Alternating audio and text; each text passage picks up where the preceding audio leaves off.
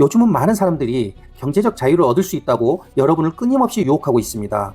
여러분은 경제적 자유를 얻으려고 무엇을 하고 있나요? 부동산이나 주식, 가상화폐, 코인 등에 투자하고 있나요? 그 투자는 어떻게 되었나요? 회사를 그만두고 돈을 많이 벌 수 있다는 일을 하려고 하나요? 그렇다면 제가 악담을 하는 것이 아니라 여러분은 경제적 자유를 결코 얻을 수 없습니다.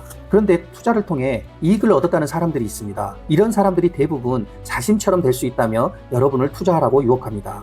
그들은 지금 당장은 이익을 얻은 것 같지만 다른 투자를 통해 손실을 보게 될 것입니다. 그렇다면 투자를 하지 않으면 어떻게 될까요? 다른 방법으로 손실을 보게 합니다. 여기서 한번 생각해 보세요. 이익을 얻을 수 있는 투자라면 자신이 하지 왜 여러분에게 알려줄까요? 그러면 그들은 자신이 투자하지 못하는 여러 가지 이유를 말합니다. 그렇다면 그들은 자신이 투자하지 못하는 상황이라면 이익을 얻은 것일까요? 이익은 얻었는데 투자는 하지 못한다는 것은 자기 모순입니다. 그래서 여러분이 경제적 자유를 얻기 위해 투자를 한다거나 직장을 그만두고 다른 일을 한다면 결과는 비참하게 되는 것입니다. 왜냐하면 자아는 끝이 나야 끝나기 때문입니다. 그래서 여러분이 경제적 자유를 얻으려고 생각하는 순간 돈의 노예가 된다는 사실을 명심해야 합니다. 그렇다면 여러분은 경제적 자유를 얻으려는 일들을 하지 말아야 할까요? 전혀 아닙니다. 제가 말하려는 것은 경제적 자유를 얻으려는 일들을 하지 말라는 것이 아니라 여러분에게 지금 중요한 것은 무의식의 전제를 바꿔야 한다는 것입니다. 예를 들어 여러분이 경제적 자유를 얻겠다고 생각한다면 현재 과거는 돈이 충분하지 않다는 것입니다.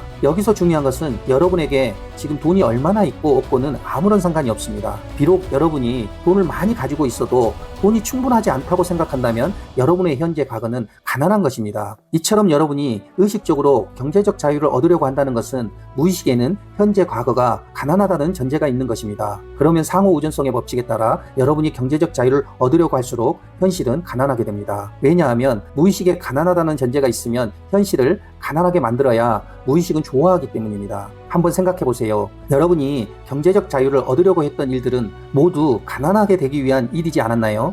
예를 들어 여러분이 경제적 자유를 얻으려고 부동산이나 가상화폐, 코인, 사업 등에 투자했는데 사기를 당했습니다. 여러분이 사기를 당하게 된 근본적인 이유는 그 투자를 통해 경제적 자유를 얻을 수 있다는 생각에 동일시되어 문제를 무시했거나 위험이 보이지 않았기 때문입니다. 여기서 제가 말하려는 것은 사기친 사람들은 잘못이 없다고 옹호하려는 것이 아닙니다. 당연히 사기친 사람들은 법적 처벌을 받아야 하고 인형가부도 받아야 합니다. 제가 말하려는 것은 여러분의 입장에서 사기를 당한 근본적인 이유는 여러분의 무의식이고 사기를 치는 사람들은 여러분의 무의식을 이용했다는 것입니다. 결국 여러분의 입장에서는 무의식의 전제가 된 가난이 현실로 나타난 것일 뿐입니다. 그래서 여러분이 무의식의 노예에서 해방이 되어야 현실이 바뀌게 됩니다.